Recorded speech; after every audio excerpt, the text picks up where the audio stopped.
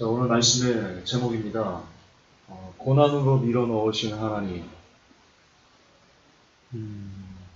제목도 조금 도전적이죠. 그동안 여러분들은 하나님을 믿으면, 예수님을 믿으면, 교회를 다니면 여러분들이 지금 겪고 있는 고난으로부터 건진받을 수 있다. 그렇게 우리가 배워왔습니다. 그렇죠? 근데 제가 좀 반대로 이야기하는 것들이 좀 많습니다. 들어보시면 여러분들이 각자가 판단해 보십시오. 제가 제 얘기하지 않고 성경에서 뭐라고 말씀하시는지 알려드릴 테니까요. 여러분 각자가 판단해 보십시오. 하나님은요, 여러분을 고난에서 건져주시는 거, 예, 맞습니다. 그러나, 여러분을 고난에서 건져주시기 전에 먼저 여러분들을 고난으로 넣으신다. 그 이유가 있습니다. 오늘 그 이유에 대해서 지금 우리 가운데 고난당하는 분이 많이 있으십니다. 그분들에게 저는 뭐 위로를 드리고 싶은 마음은 없고요. 그냥 말씀대로 전하겠습니다. 그 말씀을 듣다가 위로가 되시면 뭐 아멘 하시는 거고요. 하나님 말씀 가운데 하나님을 만나시기 바랍니다.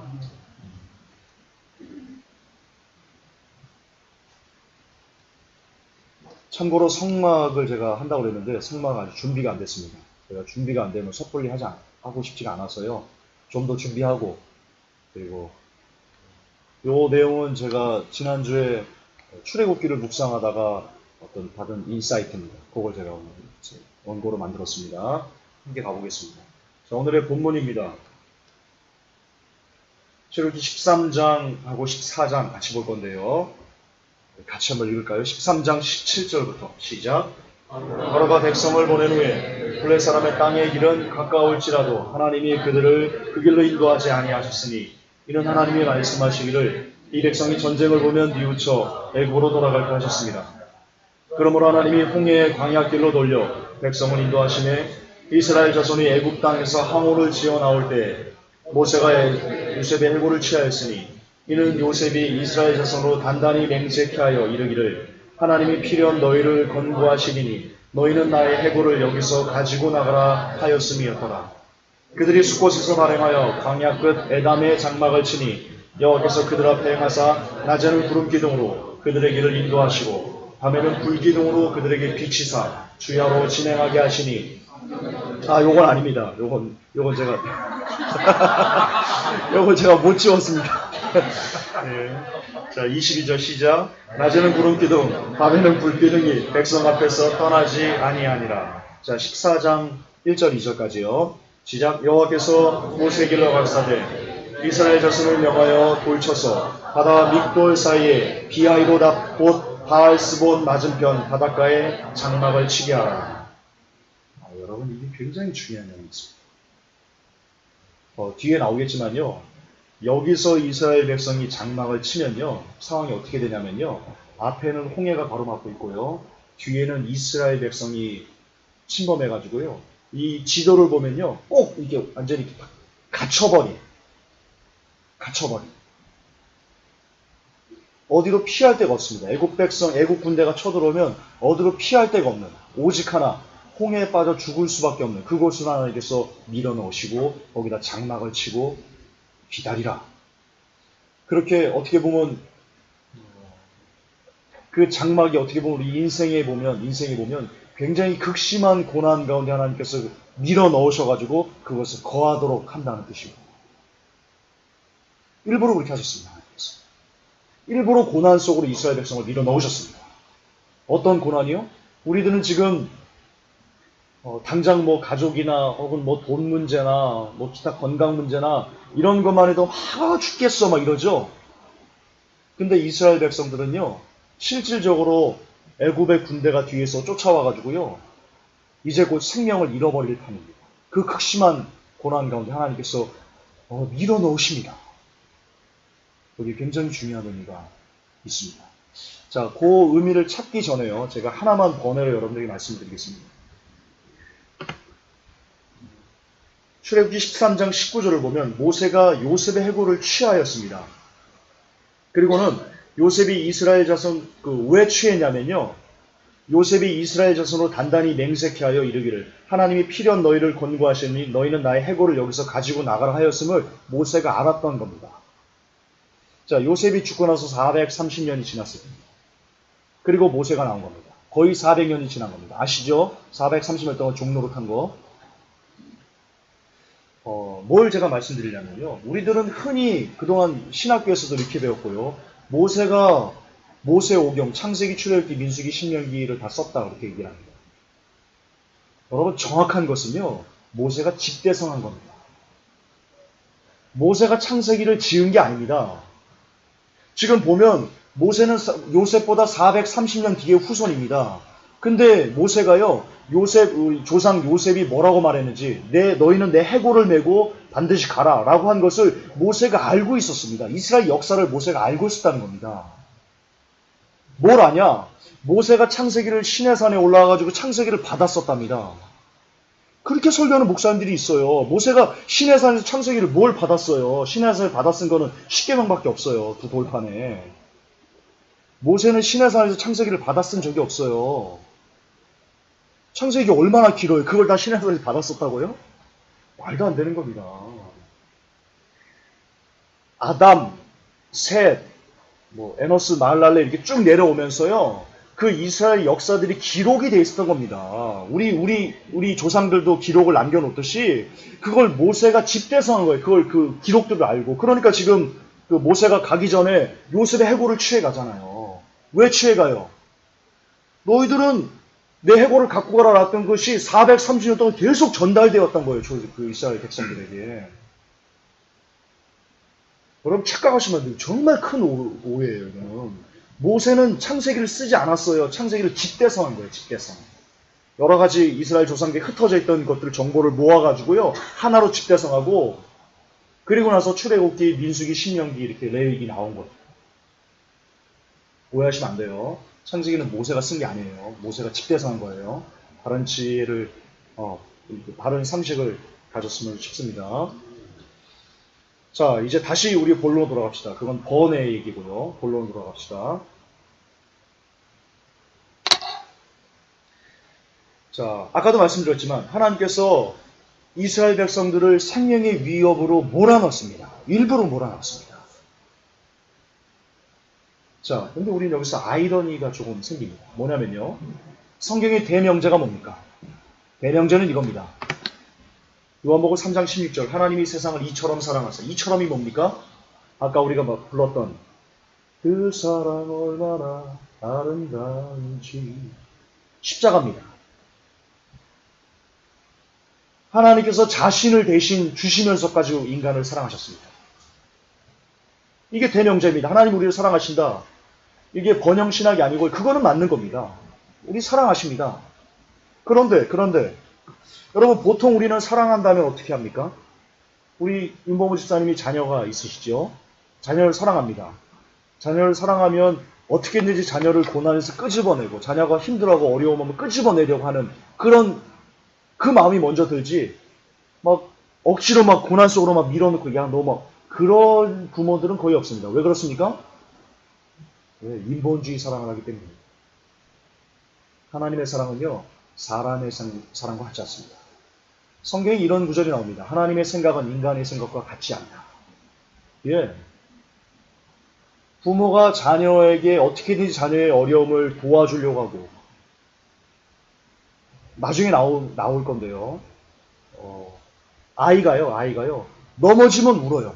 막 그러면 그때마다 엄마가 가지고 일으켜주잖아요. 버르장머리가 없어집니다. 넘어지면 스스로 일어날 생각 자체를 안 해버립니다. 굉장히 나쁜 겁니다. 넘어지면 일어나. 할 수 있어 일어나. 예, 그렇게 그냥 두는 게 지혜입니다. 그 아이를 위해서. 그 아이의 미래를 위해서.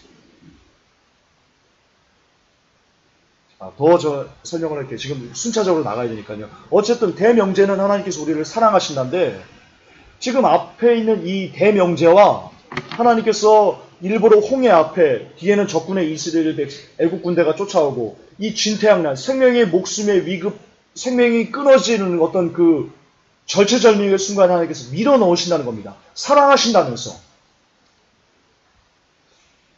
이건 조금 아이러니이지 않습니까?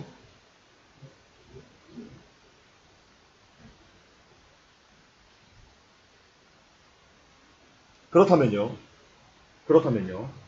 우리가 성경을 통해서 또 뭘 아냐면 하나님께서는 신실하시다. 하나님께서 거짓말이 없으시다. 그분은 회전하는 그림자도 없으시다.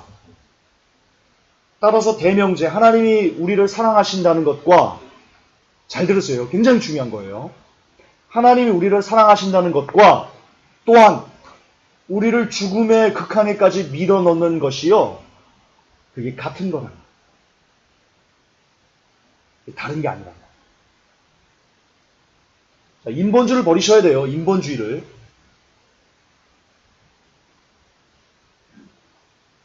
다시요. 하나님께서 우리를 사랑하세요. 그래서 자신의 생명을 주셨어요. 근데 지금 이스라엘 백성들은 사랑하시는데 선민임에도 불구하고 거의 죽음의 위기까지 하나님께서 밀어 넣으셨어요. 그리고 사랑하신다 말씀하셨어요. 내가 너를 지명을 불렀다 말씀하셨어요. 너는 내 백성이다. 내 찬송을 부르게 하려 하십니다.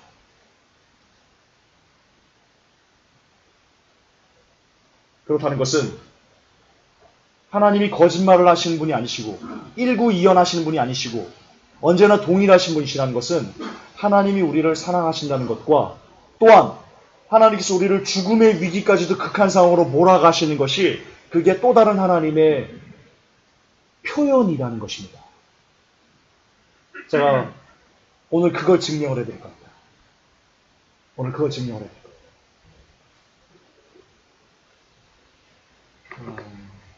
여러분, 고난을 당했던 사람들, 하나님께서 고난의 자리로 가게 한 예들을 우리가 좀 봅시다.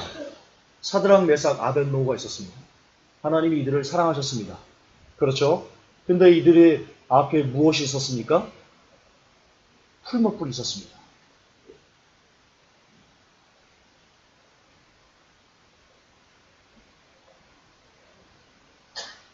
여러분 그거 엄청난 겁니다. 우리는 지금 그 결말을 알기 때문에 그러죠.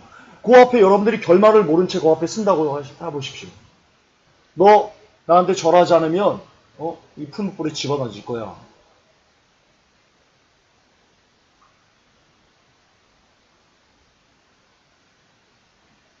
하나님께서 죽음의 위기까지 사드락, 메삭, 아벳노고를 밀어넣으신 겁니다. 왜냐하면 성경에요. 참새 한 마리 땅에 떨어지는 것도 내 허락이 없이는 되지 않는다라고 말씀하셨거든요. 칼빈주의가 아닙니다. 이거 제가 많이 여러 번 말씀드렸습니다. 하나님께서 모든 것을 전능하게 통치하는 것과 예정하신 것은 다른 얘기입니다. 어쨌든 사드락, 메삭, 아벳노고가 생명의 위기에 직면하지 않도록 하나님 하실 수 있었습니다. 근데 그대로 허락하셨습니다. 다니엘 볼까요? 다니엘 4장으로 들어갔습니다. 결말을 모른 채 한번 생각을 해보십시오. 그 공포가 믿음이 없는 상태라면 그 공포가 어떻겠습니까? 여러분, 이 다니엘의 그 고소하던 자들이 다니엘이 죽지 않았지 않습니까?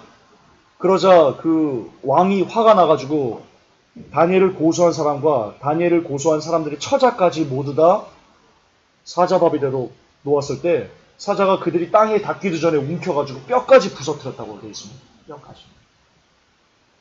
사자가 여러분의 몸을 물어가지고 뼈를 부서뜨린다고 생각해 보십시오. 다니엘은 그런 위기에 하나님께서 몰아넣으셨습니다. 요셉 아시죠? 요셉의 삶 아시죠? 하나님께서 팔려가게 하시고 억울하게 누명 쓰게 하시고 옥살이하게 하시고 그런 여러분 우리가 요셉의 삶에 비하면요. 지금 힘들어하는 성도님들 잘 들어보세요. 요셉보다 힘듭니까? 정말 그래요? 요셉의 삶보다 힘드셨어요? 억울하게 강금함으로 몰려보셨어요? 그리고 그것 때문에 옥살이 해보셨어요? 형제가 여러분들을 죽이려고 해봤어요? 내 누나가 나를 죽이려고 그런다. 내 동생이 시칼 들고 쫓아온다. 그런 경험 거의 없어요. 근데 요셉은 그거를 종합 선물 세트로 다 겪었어요. 고난 종합 선물 세트를 요셉이 다 겪었어요. 하나님 허락하신 거예요.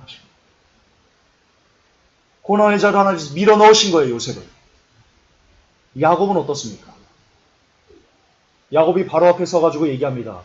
내 연수가 130세인다. 내가 흉악한 세월을 살았나이다. 그건 진실입니다. 근데 성경이 뭐라고 되어 있습니까? 나는 야곱을 사랑하고 에서는 미워했어. 하나님이 야곱을 사랑하셨어요. 야곱을 사랑했는데 야곱의 고백이 뭐예요? 하나님이 사랑하셨으면 야곱의 고백이 이래야 될 거 아니에요. 내가 하나님 때문에 아주 형통했습니다. 내가 아주 평강했습니다.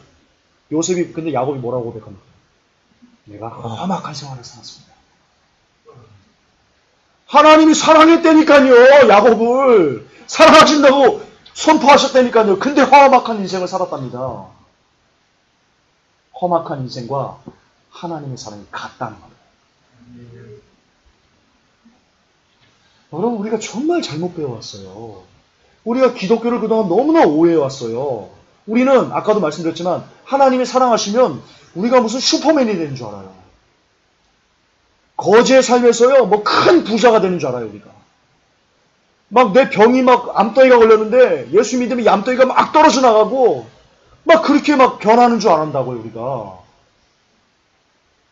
여러분, 큰 착각이에요. 성경의 위 인물들 보세요.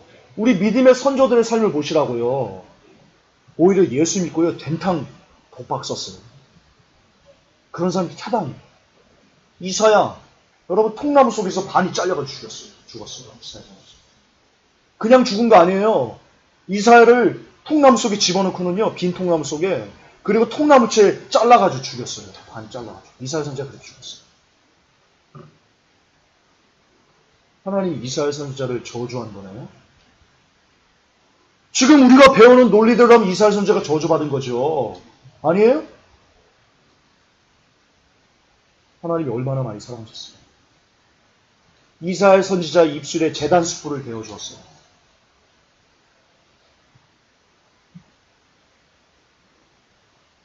굉장히 많이 사랑했어요. 예.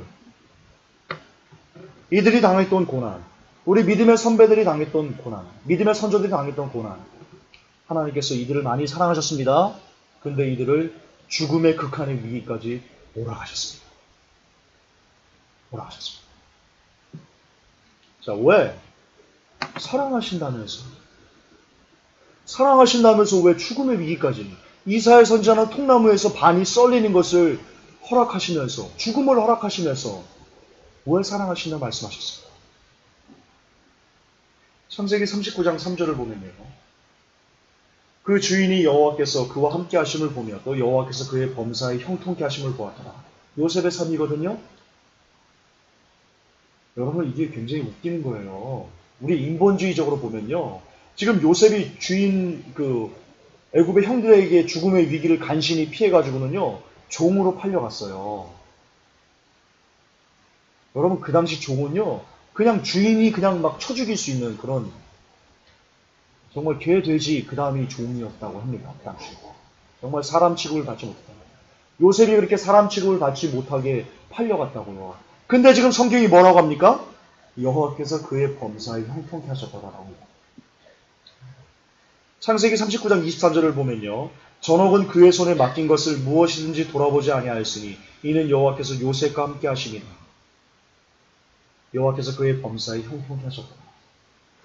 지금 억울하게 누명 쓴 것도 억울한데, 아니 형들의 손에서 팔려간 것도 억울한데 누명까지 써가지고 감옥에 들어갔어요. 가장 비참한 자리로 나갔어요. 근데 하나님께서 뭐라고 하십니까? 요셉과 함께 하셨대요. 요셉과 함께 하셨대요. 그리고 요셉을 형통케 하셨대요. 요셉을 형통케 한 결과가 뭐예요? 팔려간 거예요. 형들에게 죽임을 당하는 그런 위기를 겪은 거고요. 그리고 감옥에 간 거예요. 그게 형통이에요. 하나님께서. 그동안 우리가 배웠던 형통이 뭐예요? 정반대 아니에요? 형들이 막 죽이려고 하다가도 그것을 막 깨고 쳐가지고 막 완전히 전복시키는 거. 그 형통 아니에요? 우리 배운 형통 아니에요? 감옥에 가지 않고요. 시대 장관이 되는 거 형통 아니에요? 근데 여러분, 요셉이 총리가 된 후에요. 하나님께서 형통케 했다는 얘기가 안 나와요. 여러분, 저 굉장히 중요한 얘기 하는 거예요. 요셉이 다시 총리가 됐어요. 거기 총리가 됐어요. 그 부분 읽어보세요. 요셉이 형통기 되었다. 그런 얘기가 안 나온다니까요. 형통은요, 요셉이 팔려가고, 감옥에 가고, 생명의 위기를 느끼고, 이때 하나님께서 함께 하시고 형통케 했다는 단어를 쓰신다니까요. 여러분, 민수기, 신명기 이렇게 모세의 오경을 읽어보면요, 어떤 내용이 나오냐면요, 모세가 이스라엘 백성들에게 이렇게 경고합니다. 너희들이 그 땅에서 그 가나안 백성을 다 진멸하고 나서 너희들이 평안히 거하게 될 때 너희들 범죄할 것 같아. 그렇게 평안케 됐을 때 하나님을 기억해. 모세가 그렇게 경고합니다. 여호수아도 마지막 때 죽을 때 그렇게 경고하고 죽습니다. 너희들을 알아 내가.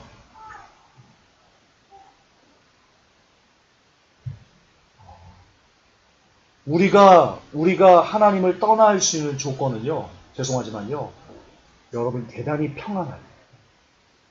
여러분의 삶에 아무런 어려움이 없을 때 여러분은 하나님을 떠나게 될 가능성이 농후해져요. 반대로요, 여러분의 삶이 지금 굉장히 어려움이 있을 때, 아픔이 있을 때, 여러분 그때 여러분들은 오히려 하나님 안에 거할 수 있는 가능성이 더 높아요. 이게 사실인지 진실인지는 모르겠어요. 사실이겠죠. 그분의 마음의 감동이었으니까 사실이겠죠. 어떤 성도님이 실은 목사님이신데요. 제가 누구 얘기하면 아시니까 한번 오후 시간에 왔던 분이니까. 그분이 와가지고 저한테 얘기를 했어요. 이거 실합니다. 몇 억을 주겠답니다. 회복비. 지난주 있었습니다. 몇 억을 주겠다. 성령님 증인입니다. 제가 다른 사람 주십시오 그랬습니다. 회복비는 가난해야 됩니다. 가난해야지 그 돈이 저를 망하게 할 겁니다. 교회를 망하게 할 겁니다. 저는 두렵습니다. 다른 사람 주십시오. 다른 어려운 교회 주십시오. 그리고 얘기했습니다. 회복교회가 몇 억이 주어지면요, 우리가 잘 갈 것 같습니까? 형통이 아닙니다. 절대 형통이 아닙니다. 그게 여러분들과 저를 패망으로 인도할 겁니다. 패망으로. 여러분, 진짜 형통은요, 죄송하지만 여러분의 삶에 여러분이 하나님을 놓치지 않을 만큼의 고난들이 계속해서 존재하는 것이요, 그게 형통입니다. 그게 인간의 본질입니다. 인간은 등 따숩고 배 따수면요, 절대 하나님 안 찾습니다. 절대 안 찾습니다. 저도 경험입니다. 경험자. 어쨌든 사랑하신다면서 하나님께서 이런 고난들을 밀어 넣으십니다. 사랑하신다면서. 선뜻 이해가 되지 않는데요. 왜냐하면 생각해 봅시다. 왜? 고난에 도대체 무슨 뜻이 있기에? 하나님 무슨 뜻이 있습니까? 고난에. 도대체 왜 사랑하신다면서 죽음의 위기까지, 극한의 상황까지 몰아넣으십니까? 왜 하나님은 요셉을 감옥으로 보내놓고 그를 형통케 하셨다라고 기록하셨습니까? 그 이유를 알려면요, 고난이 우리를 어떻게 만들어내는지를, 어떻게 우리를 빚어내는지를 확인하면 우리가 하나님의 뜻을, 의미를 알 수 있습니다. 고난이 이뤄낸 결말입니다. 여러분, 다윗이 자신의 아들 압살롬에게 생명의 위협을 당합니다. 성경에 보면요, 벗은발로 도망갑니다. 얼마나 위급했습니까? 벗은발로 도망갑니다. 자기 아들이 자기를 죽이려고 오는 것을 보고는요, 주여 꺼졌네요. 차단기 내려갑니다. 그냥 합시다 해서 또 키세요. 얼마나 그게 그런데요. 이렇게 자기 아들에게 이 생명의 위협을 당하는 이런 엄청난 안타까운 이런 일을 당하고 나서요, 다윗의 결말이 어떠냐면요, 열왕기상 15장 5절에 이렇게 나옵니다. 이는 다윗이 햇사람 우리아의 일 외에는 평생의 여호와 보시기에 정직히 행하고 자기에게 명하신 모든 일을 어기지 아니하였습니다. 다윗이 생각한 겁니다. 아들에게 쫓겨가면서 다윗이 뭘 생각했습니까? 내가 범죄했었거든. 내가 하나님을 떠나니까, 내가 하나님 마음을 아프게 하니까 내게 이런 일이 닥치는 거지. 내가 두 번 다시 이런 일을 겪지 않기 위해서도 내가 이 평생 하나님을 떠나지 않아야 되겠지. 그게 다윗의 심장에 박혀버린 겁니다. 그래서 일평생 하나님께 범죄하지 않고 살았던, 여러분 왕들을 보면요, 열왕기상 열왕기하 보세요. 우리 조철 지사님도 예전에 설교 한번 하셨죠. 왕들이 잘 가도 넘어집니다. 잘 가도 넘어지고요. 그들의 삶 가운데요, 다윗 같은 어려움이 없습니다. 열왕기하 그 이스라엘 왕들, 유다 왕들을 보면요, 다윗 같은 처절한 삶의 그런 경험들이 없습니다. 그러자 잘 가는 것 같다가 어느 순간 또 미혹돼서 픽 쓰러지고 결말들이 하나같이 별로 안 좋습니다. 하나같이 별로 안 좋습니다. 거의 유일무이합니다. 다윗은. 히스기야 아시잖아요, 히스기야. 생명의 연장 받았죠? 근데 그가 나중에 개차반이 되잖아요. 개차반 되잖아요.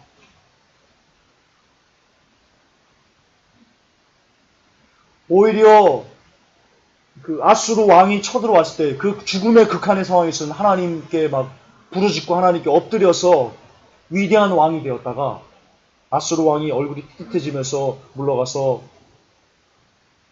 이스라엘 다시 평화가 올 때 그가 얼마나 교만해집니까? 얼마나 교만해집니까? 다윗은 그런 게 없었어요. 그게 결말이에요. 다윗이 죽음의 극한의 상황까지 가고 나서 얻어낸 결말은 일평생 하나님께 온전히 살다가 천국 가는 거였어요. 자, 또 하나, 요셉 보세요. 누명 썼어요. 옥에 들어갔어요. 결말이 어떻게 됩니까? 창세기 45장 5절에 당신들이 나를 이곳에 팔았으므로 근심하지 마소서, 한탄하지 마소서, 하나님이 생명을 구원하시려고 나를 당신들 앞서 보내셨나이다. 여러분, 우리는요, 요셉의 형통을 총리에 국한을 시킵니다. 요셉이 위대하게 된 것을 총리에 국한시킵니다. 여러분, 하나님의 관점은 총리에 있지 않습니다. 요셉이 위대한 것은요, 여러분, 그가 형들을 용서했다는 것입니다. 여러분, 요셉이 총리가 되고 나서요, 누구를 먼저 죽일 수 있었어요? 보디발을 칠 수 있었어요. 특히 보디발의 아내를 그냥 단칼에 칠 수 있었어요. 요셉 그런 일 안 했어요. 오히려 우리의 행간을 유추하면요, 이 모든 것이 다 하나님께서 이스라엘 백성들의 민족을 보존하기 위해서 나를 그렇게 쓰신 거다라고 요셉이 그것을 이렇게 감사로 승화시켜버립니다. 그게 진짜 위대합니다. 총리는요, 그건 그냥 표면적인 겁니다. 표면적인 겁니다. 만약 요셉이 총리의 마음에 두었다면요, 총리가 된 그것을 하나님이 형통으로 받아들였다면요, 정말 요셉은 그 총리의 권한을 가지고 무소불위의 일을 단행했을 겁니다. 원수들 막 갖고, 형들한테 막 함부로 하고. 요셉의 마음에는 그런 게 없었어요. 어쨌든 제가 뭘 말씀드린 거냐면요, 요셉의 그 극한의 고난들이 요셉을 다른 사람을 넉넉하게 품을 수 있는 사람으로 변화시켰다는 거예요. 아멘.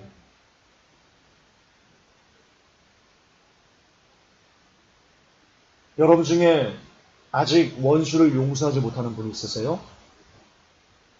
그런 여러분들에게 고난이 임하기를 예수님으로 축복합니다. 아멘. 여러분들이 좀 더 극한의 상황으로 치닫기를 예수님으로 축복합니다.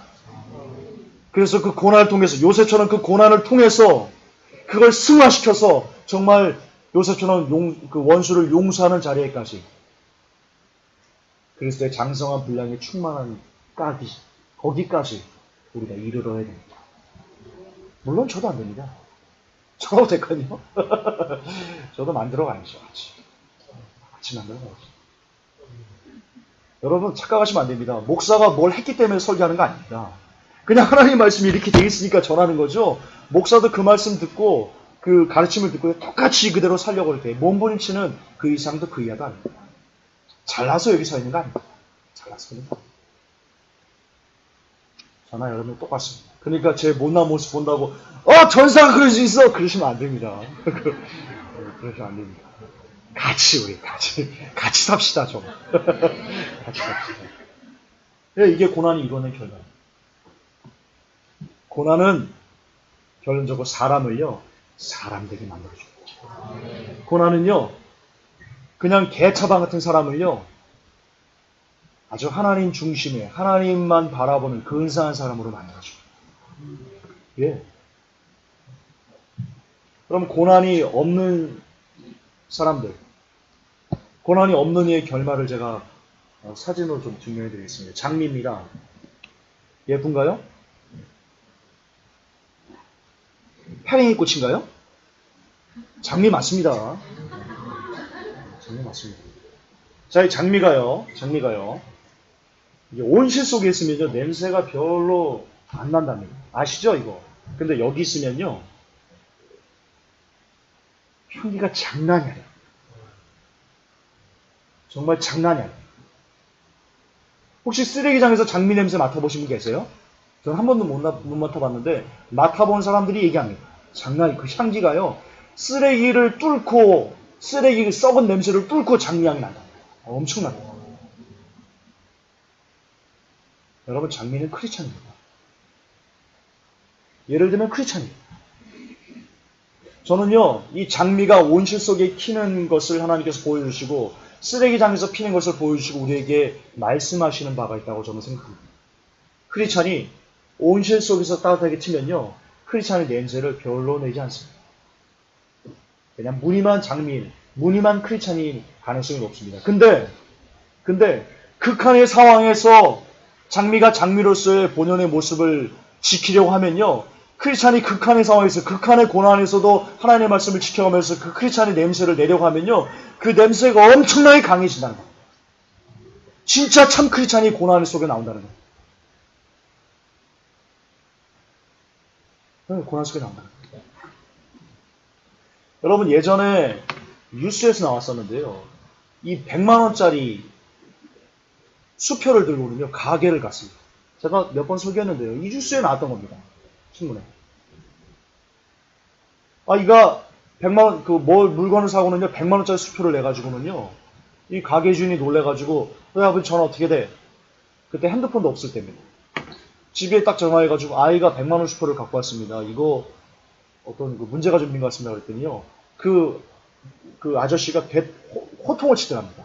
전화 받은 그 아이 아버지가, 아니, 내 아들 내가 100만원 주건 당신이 무슨 상관이야? 바꿔놔줘! 그러다. 그 아이가 어떻게 됐겠습니까? 사실. 개판 5분 정도.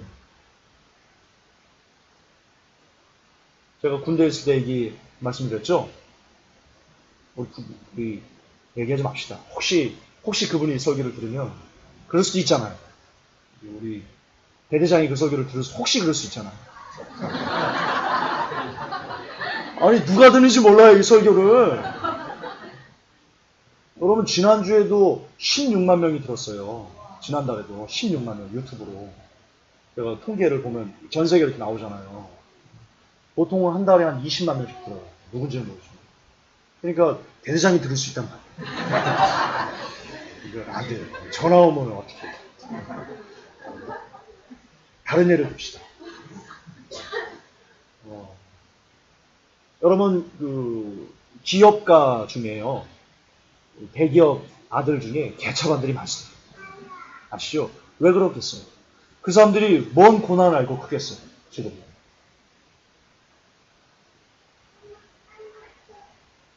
그 이치입니다.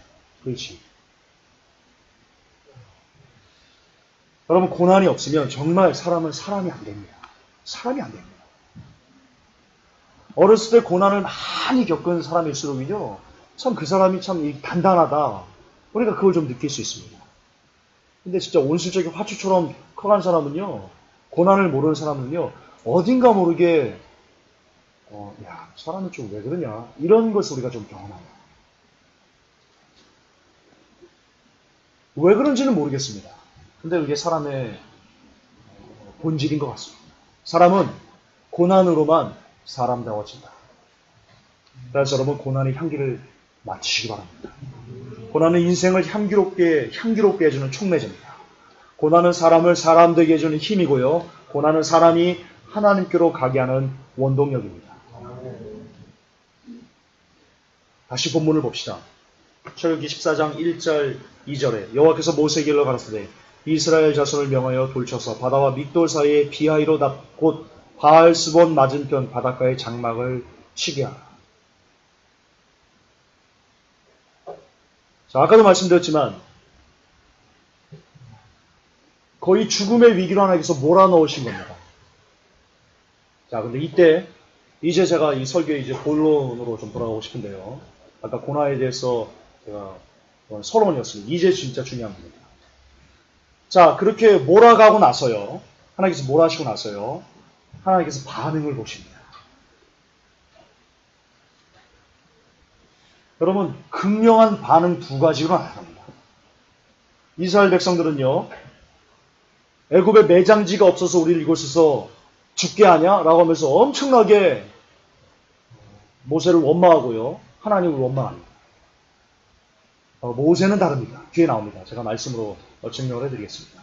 모세는 이스라엘 백성과는 전혀 다르게 반응을 합니다. 자, 왜 똑같이 이스라엘 백성들도 하나님께서 10가지 재앙으로 애굽을 치는 그 하나님의 능력을, 권능을 친히 목도했습니다. 경험했습니다. 모세도 똑같이 경험했습니다. 근데 이스라엘 백성 중에 누구는 그 극한의 상황에서도 믿음을 잃어버리지 않고 하나님을 향한 그 믿음을 끝까지 가슴에 품고 담대하게 서 있는가 하면 어떤 사람들은 막 그 엄청난 하나님의 능력을 경험하고도 불구하고 하나님 극한의 상황에 처하면 하나님이 원망하고 그 모세를 막 죽이려고 하고 이런 반응을 나타낸다는 겁니다. 왜?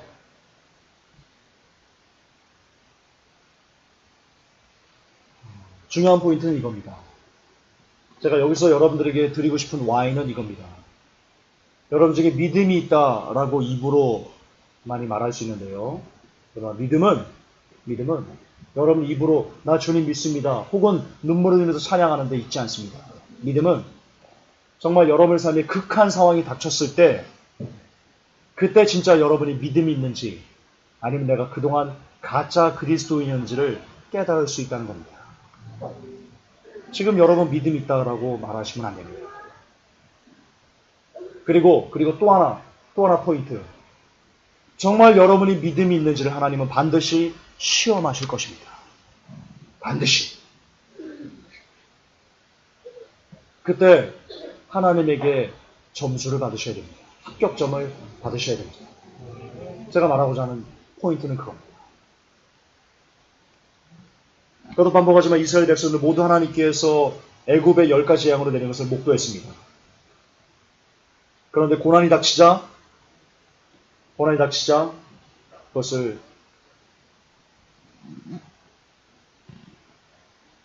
믿음을 엿바꿔 먹었습니다.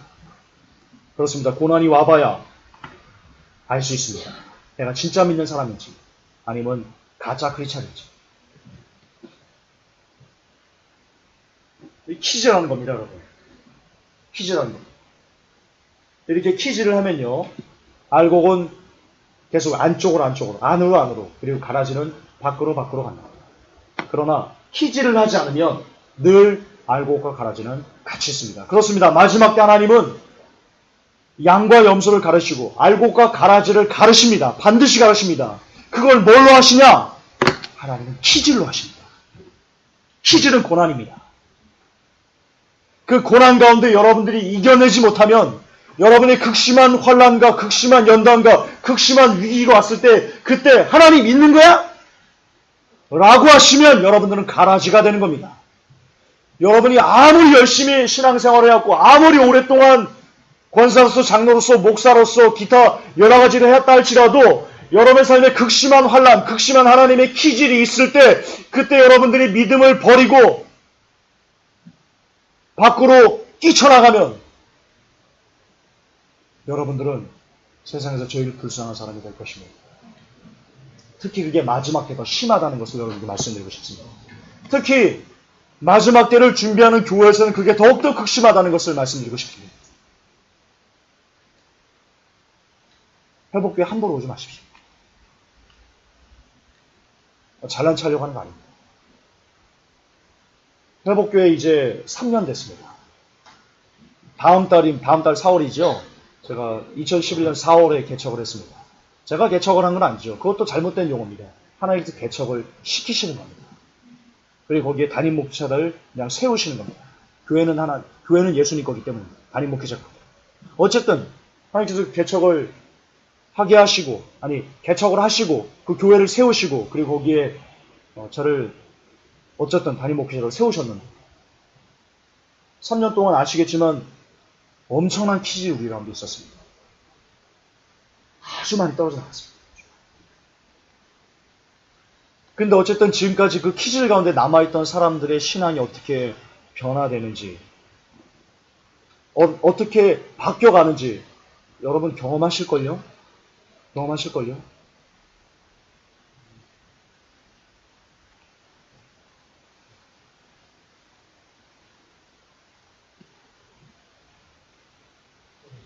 여러분 삶의 키질 같은 하나님의 반드시 알곡과 마지막 때는 양과 염소를 가르고 알곡과 가르지를 가르기 위해서 키질을 여러분의 각자의 삶에, 각자의 형편에 맞게, 믿음의 분량에 맞게 치실 텐데 그때 여러분들은 감사로 제사 드릴 수 있으십니까?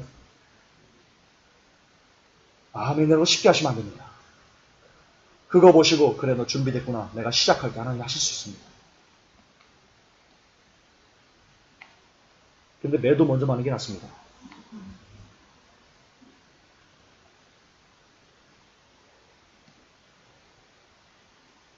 하나님은 여러분을 데려가고 싶어 하십니다. 근데 죄송하지만 하나님은 여러분을 검증하십니다. 이게 성경적인 겁니다. 정말 여러분들이 칼빈만 벗으면요 성경이 보입니다. 하나님의 뜻이 보입니다. 하나님은 절대로 검증 없이 안 데려가십니다. 절대로 그렇습니다. 그게 선악과입니다. 검증이 선악과입니다.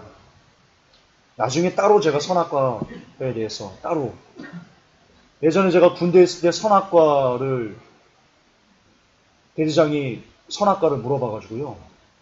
제가 그걸 글로 써가지고 드렸던 적이 있습니다. 근데 그걸 잊어버렸습니다. 하도 오래돼가지고.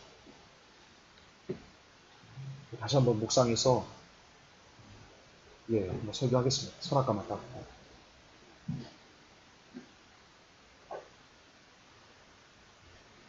삶의 우환과 풍파가 있을 때 여러분들은 감사로 제사를 드립니까? 아니면 이스라엘 백성처럼 원망하면서 하나님 원망하면서 있는 거야? 라고 말하면서 그렇게 울고불고 난리짜고 있습니다. 지금 여러분의 고통 가운데 그 고통 때문에 울고불고 난리짜고 한마디로 난리 부르스를 치고 있습니까? 죄송하지만 불합격입니다. 그냥 말씀대로 말씀드리겠습니다. 불합격입니다. 극심한 고통 가운데, 극심한 환난 가운데, 가슴이 찢어지는 아픔 가운데 감사합니다. 합격입니다. 잘 새겨들으십시오. 울고불고 난리 부수치면서 합격이다 말할 수 없습니다. 제가 말씀드렸듯이 신용불량자였습니다. 지금 신용이 회복되는데 감사하고. 그때 제가 보험회사를 들어가려고 했었습니다. 기자 일을 하면서 기자가 너무 돈벌이가 안 되고 월급을 너무 안 줘가지고요. 아시지만 제가 몇 년 동안 제가 월급을 못 받았습니다. 저희 어머니가 설교 듣고 계시거든요.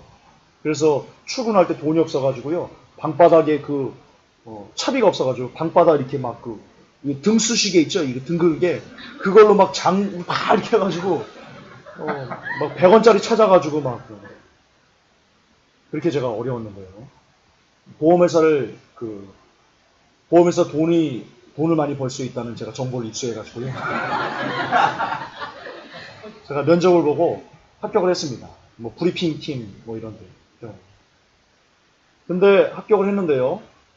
제 신용을 딱 조회해 보더니 보험회사는 신용불량자가 못 들어갑니다. 그래서 전화가 왔습니다. 딱 전철 타고 기뻐가지고 이제 그래 이제 열심히 해가지고 오래전 일입니다. 열심히 해가지고 내가 이제 이제 기자 이 땅을 때려치고 말이야. 내가 정말 잘 사는 모습 한번 살아봐야겠다. 많은 돈 벌어가지고 이제 하나님을 위해서 열심히 살아야 번영신학자였죠. 어쨌든 그랬습니다. 근데 전화가 왔습니다. 관훈 씨 신용이 걸려가지고 조회받더니 안 됩니다. 죄송하지만 딴 데 알아보셔야겠습니다. 정말 저는 그 큰 꿈에 부풀어가지고요. 그리고 어디들 가도 이 신용 때문에 계속 걸린 겁니다. 신용불량 안 되는 겁니다. 실제로. 그때가 거의 그 보험에서는 제 개인적으로는요. 그 당시는요. 제 마지막 제 생명줄이었다고 생각합니다. 그 정도로 이 돈벌이에 대해서 거의 거지가 될 그런 위치였는데요. 근데 그 전화를 받은 겁니다. 이 지하철에서 큰 꿈에 부풀어가지고 이제 어떻게 일을 할까 이제 막 그러고 있는 차에 전화를 받았는데 제가 지하철에서 눈물이요 전화를 받고요. 눈물이 그냥 나도 모르게 그냥 뚝뚝뚝 막 떨어지는. 어떻게 하나님 나를 이렇게 몰아갈 수 있나 그 마음이 들다가요. 정말 성령님 증인입니다. 그때 눈물이 뚝뚝 흐르면서 제가 그랬습니다. 하나님 울면서요 전화 받고 사람도 있는데도 그냥 눈물이 나고 하나님 감사합니다. 감사합니다.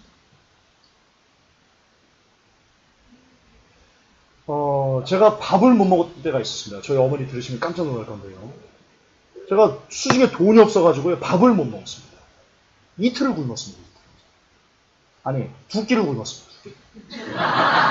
이틀은 아니고 2끼를 굶었습니다. 그때 제가 기자 일을 하면서 전도사 일을 할 때인데요.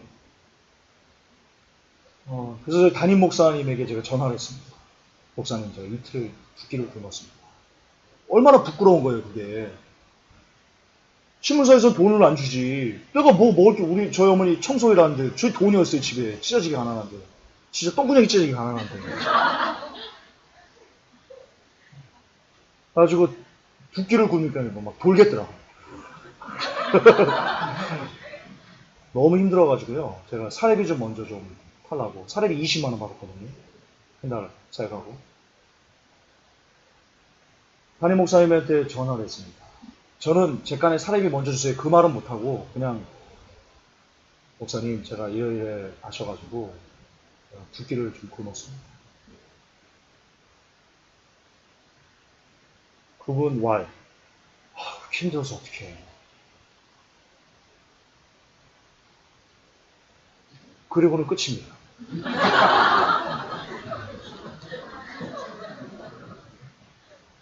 그리고는 끝입니다.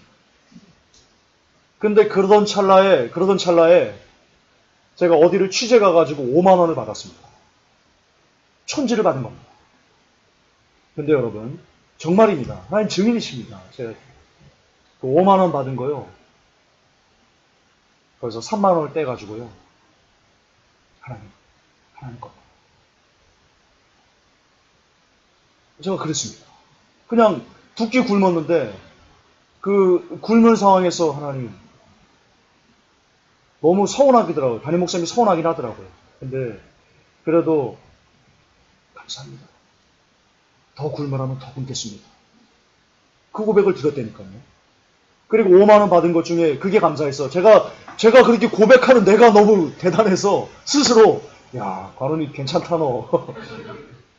아니 이게 원망이 안 되더라고요. 근데 그게 저는 그 극한상인데 원망이 안 되더라고요. 그래도 그래도 감사합니다. 그래도 굶으시라면 여기서 더 굶으시라면 제가 굶겠습니다 하나님. 그러고는 그 고백이 너무 제가 그렇게 고백할 수 있다는 게 너무 감사해서요. 그 천주 5만 원 받은 거에서 3만 원을 하나님께 드린 적이 있습니다.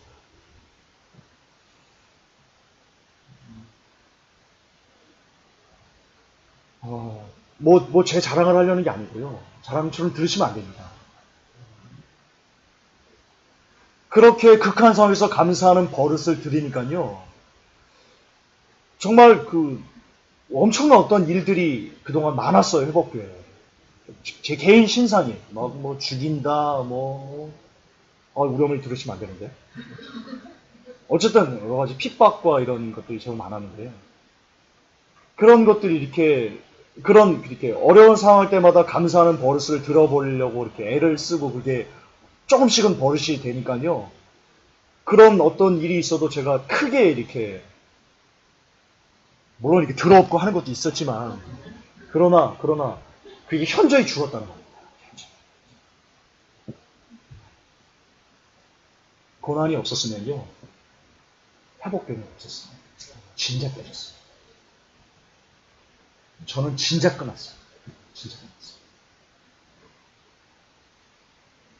고난이 오늘 회복교회를 만들어낸 하나님의 도구였어요. 그걸 말씀드립니다. 여러분 삶도 그럴 거예요. 똑같은 거예요. 많이 어려울수록, 많이 힘들수록, 그 힘든 가운데서도 원망하지 않고 그것을 눈물 뚝뚝 흘리면서 나는 감사합니다. 감사합니다. 라고 고백하면, 그게 자주 습관이 되면, 그러면 여러분들 천국에 많이 가까운 사람이 될 수 있습니다.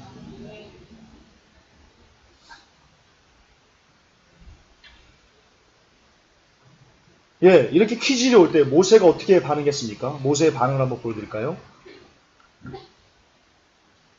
출애굽기 14장 9절에 너무 기니까요. 쭉 11절에 그들이 또 모세에게 이르되 애굽에 매장지가 없으므로 당신이 우리를 이끌어내어 이 광야에서 죽게 하느냐? 이러자요. 모세가 뭐라고 말하냐면요.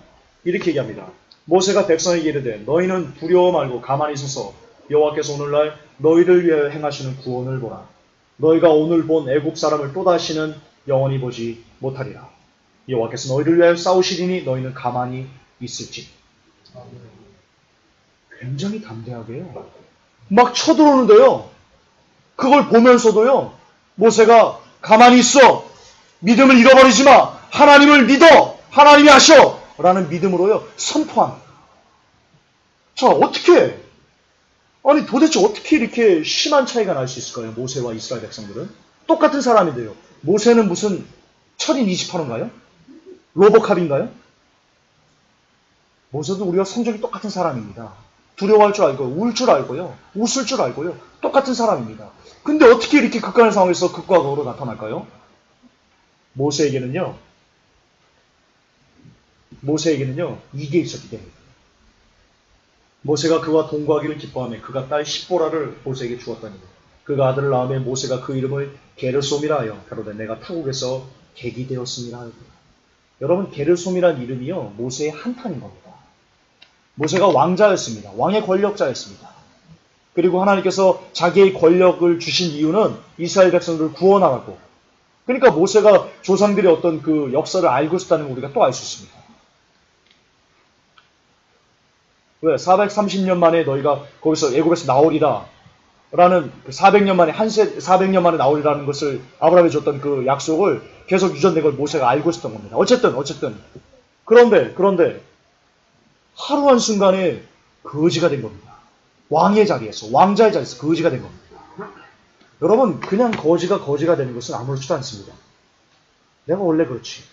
근데 왕자의 자리에서 만인지상의 자리에서 한순간에 거지가 되고 싶십시오. 그냥 무너지는 겁니다. 저 더 직접적으로 여러분 예를 들어 드릴까요? 제가 통장이 200만 원이 있다고 봅시다. 보이스피싱으로 200만 원을 날렸습니다. 당황하셨어요? 그리고 200만 원을 날립니다. 예전에 200만 원을 날린 겁니다. 근데 2천억을 갖고 있던 사람이 있었어요. 보이스피싱으로 당황해서 날렸어요. 어떨 것 같습니까? 저 사람은 미쳐버립니다. 무슨 말이냐? 모세가 왕자의 자리에서 거지로 전락했다는 것은요. 그냥 그냥 심장이 그냥 완전히 갈갈이 찢겨지는 그런 아픔인 거예요. 모세는 그 아픔을 겪었던 겁니다. 그 극심한 고난을 겪었던 겁니다. 그런 극심한 고난을 겪었기 때문에, 한번 불에 데웠기 때문에,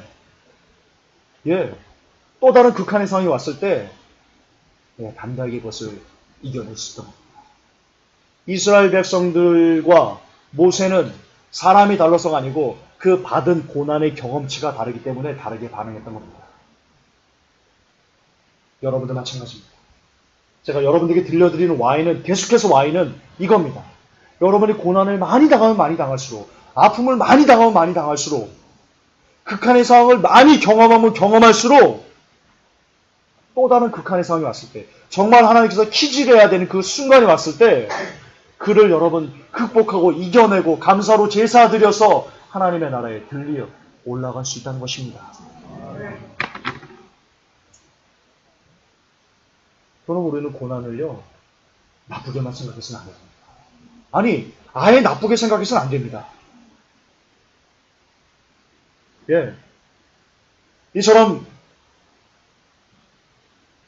이거 왜 나왔냐, 벌써. 어쨌든 모세는 그 극한을 경험하면서요, 그 가운데서 40년 동안 자아가 철저하게 부서졌습니다. 내가 할 수 있어. 나 정도면 할 수 있지. 나만큼이면 나만큼만 하라 그래. 이런 것들이 40년의 광야 생활 동안이 철저하게 부서졌습니다. 어디까지 부서졌냐? 하나님께서 하라고 해도 나는 못해요 라고 할 정도로 부서졌습니다. 철저하게 내려오는 거예요. 철저하게. 고난은 그것을 가능하게 해줍니다. 여러분, 우리가요, 십자가에 못 박혀 죽어져야 됩니다. 그래야 천국 갑니다. 근데 이 자아가 있으면요, 이게 안 죽어지면요, 하나님 나라에 들어가기 되게 힘듭니다. 이걸 뭘로 죽일 수 있냐? 이거 고난이 죽일 수 있다는 거예요, 고난이. 여러분, 고난 없이 승승장구해보세요. 승승장구해보세요. 하는 일마다 막 잘 되고. 많은 목사님들이 그렇게 축복하죠. 하는 일마다 잘 되게 형통케 해주옵소서. 여러분, 저주받으라는 거예요. 저주받으라는 거예요. 왜 저주해? 오히려 여러분들이 경험하는 일마다 탁탁탁 막히면서 결국 여러분들이 인생은 내 마음대로 되는 게 아니구나. 인생은 내 뜻대로 되는 게 아니구나. 인생은 하나님의 뜻대로 되는 거구나. 라는 것을 인지할 때, 그래서 하나님께 무릎 꿇고 하나님께서 원하신 대로 살려고 애쓰고 몸부림치고 그럴 때 복이 임하는 거죠. 여러분 인생대로 여러분의 계획대로 일사천리로 쭉 달리면요, 여러분 지옥 갑니다. 지옥 갑니다. 그게 인간입니다. 더러운 인간의 본성입니다. 안 되기를 축복합니다. 저는 기도합니다. 아시겠지만 10가지 기도하면서도 여러분 들리지만요, 저는 지금도 기도합니다. 하나님, 혹 내가 육적으로 구하는 것이 있고 육적으로 추구하는 것이 있으면 하나님 다 막아주세요. 안 되게 해주세요. 실패하게 해주세요. 그 기도합니다. 그 기도해야 됩니다, 여러분. 그래서 내 뜻은 접어들고 오직 하나님의 뜻이 내게 이루어지게 해주세요. 통치되게 해주세요, 하나님의 뜻에. 우리 그 기도해야 됩니다. 그래야 삽니다. 형통은 복이 아닙니다. 일사천리 복 아닙니다. 저주입니다. 저주입니다. 목사님들이 여러분 저주받으러 가는 겁니다. 지옥 가라고 축복하는 겁니다. 대단히 약한 겁니다. 정말 저주받을 소리입니다. 저주받을 소리.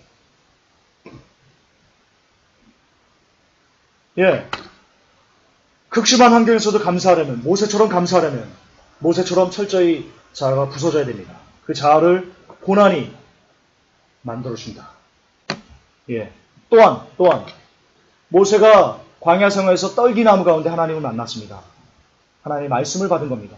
즉, 다시 말해서, 모세가 모세 될 수 있었던 것은 첫째, 극심한 고난, 둘째, 하나님의 말씀이었습니다. 따라서요, 고난과 함께 우리 자아를 부술 수 있는 무기는요, 기도와 말씀입니다. 말이 뭐합니까? 기도와 말씀입니다. 고난만 있으면 안 됩니다. 고난 가운데 여러분이 고난에만 처해서는 안 됩니다. 고난 가운데 여러분이 감사할 수 있으려면 끊임없이 기도와 말씀의 삶을 사셔야만 합니다. 그래야지만 진짜 여러분에게 감사가 나옵니다.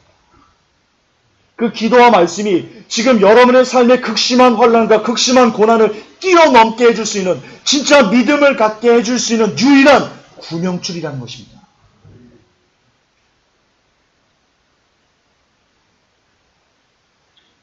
그래서 말씀이 우리를 수술합니다. 여러분의 못된 자, 더러운 자, 그 모든 것들을 말씀이 깨서 부숴줄 것입니다.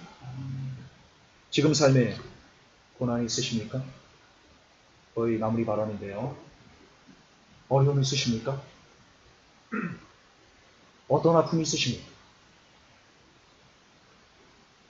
그 고난 때문에 여러분 아이고 죽겠다, 아이고 못 살겠다 라고 하고 계십니까? 이제는 제발 아이고 죽겠다, 아이고 못 살겠다 라는 불평과 어리석은 원망을 멈추시고요. 그 고난을, 지금 여러분들에게 주어진 그 고난을 여러분의 욕심을 부수는 도구로 사용하시기 바랍니다. 지금 여러분에게 주어진 그 축복의 고난을 여러분의 욕망을 부수는 것으로 쓰시기 바랍니다. 지금 여러분의 임한 그 엄청난 아픔을 여러분의 정욕을 그리고 자아를 완전히 깨트려 부셔버리는 그런 굉장히 중요한 터닝 포인트로 삼으시기 바랍니다. 반드시 하셔야 됩니다. 이거는 천국에 이르고자 하는 모든 사람들에게 똑같이 주어지는 겁니다. 여러분이 죽을 때까지는요, 언제인지 모르지만 하나님의 시간표에 따라서 누구에게나, 여기 있는 한 사람 한 사람 누구에게나 다 그 고난이, 여러분의 자아를 부숴야 되는 그 고난들이 주어질 것입니다. 그 고난을 지금 당하시는 분이시다면 하나님 이거 나중에 주세요 라고 하지 말고 지금 그것을 뛰어넘으시기 바랍니다. 무엇으로요? 기도와 말씀으로 인한 믿음의 힘으로 그것을 뛰어넘으시기 바랍니다. 언젠가는 거쳐야 됩니다. 제가 주사 맞는 걸 되게 싫어합니다. 엄청 무서워합니다. 제가 막. 그래서 간호사가요, 이 엉덩이 주사 놓다가 막 웃습니다. 막 웃습니다. 아니 왜 그랬더니 엉덩이 힘을 너무 줘가지고 안 들어가는데 좀 편하게 하라고 마음 좀. 간호사가 말합니다. 어차피 맞아야 돼요. 어차피 맞아야 돼요. 예, 어차피 여러분 고난 당해야 됩니다. 어차피. 천국 가려면 누구나 어차피 해야 됩니다. 어차피 주사 맞아야 됩니다. 그래야 병 낫습니다. 제가 그렇게 겁이 많습니다. 근데 막 외치되는 겁니다. 제가 하는 게 아니죠. 제가 평소에도 막 이렇게 막 그 용기 있고 막 그런다면 제가 외치는 거에서 쟤는 성향이 용기 있으니까 그렇죠. 제가 얼마나 겁이 많은데요. 아시지만요. 지금도 저는 가다가 인적한 곳을 가다가요. 덩치 있는 사람이 뒤에 딱 붙으면요. 제가 싹 피해서요. 먼저 가게 합니다. 혹시 저를 해코지할까봐. 이게 두려워서 제가. 그 정도로 제가 겁이 많습니다. 근데 막 외쳐대는 거죠. 제가 하는 게 아니에요. 제 안에 성령님께서요. 그래서 외치시는 거예요. 저는 그냥 입이 통로된 거예요.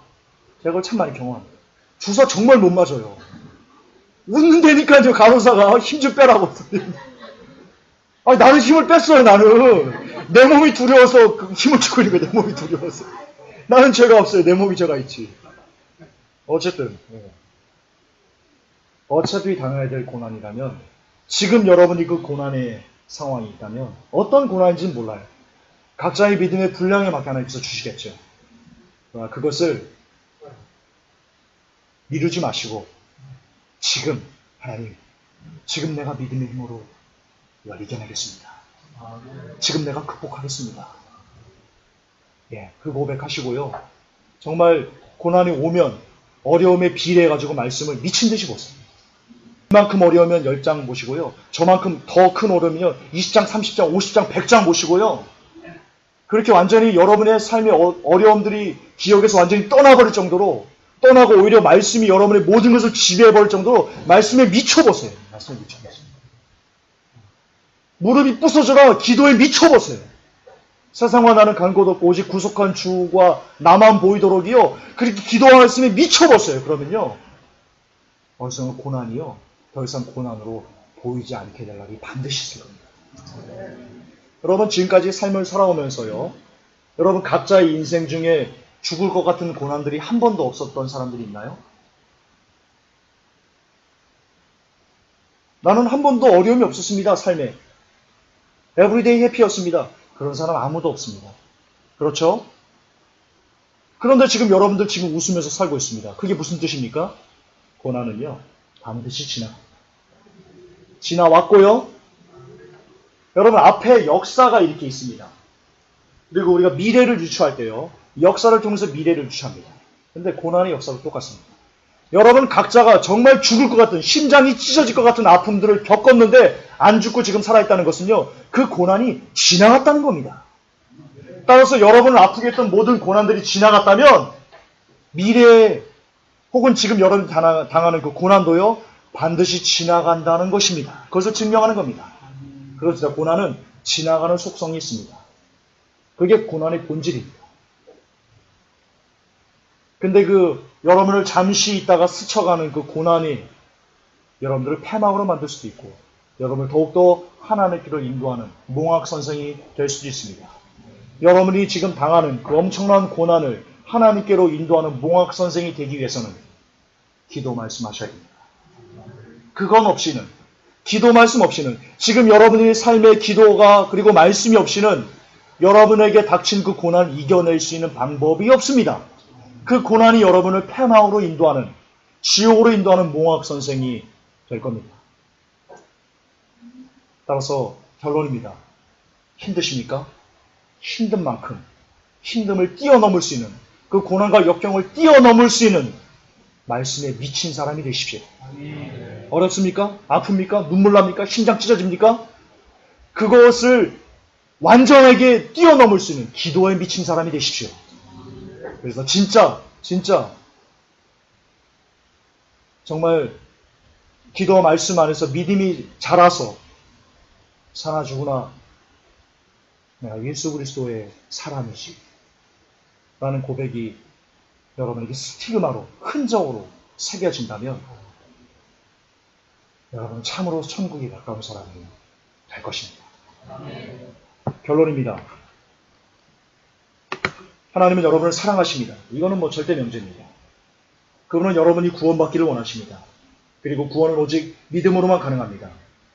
그리고 그 구원받을 수 있는 정금의 믿음은 오직 고난을 통해서만 여러분에게 옵니다. 고로 고난의 시간을 진실을 기뻐하며 잠잠히 그 가운데서 하나님의 구원을 기다릴 줄 아는,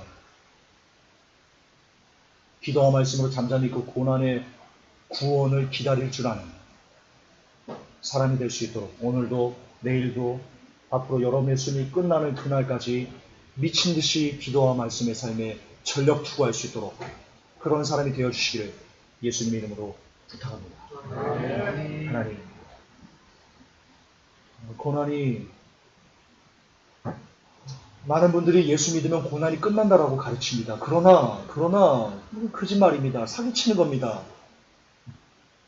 하나님은 우리를 고난을 통해서 우리를 사람되게 빚어가시기 때문에 우리가 사람이 될 때까지, 우리가 천국에 갈 때까지 우리에게 이 고난은 늘 끊임없이 주어진다는 것을 이 시간 깨닫게 하여 주옵소서.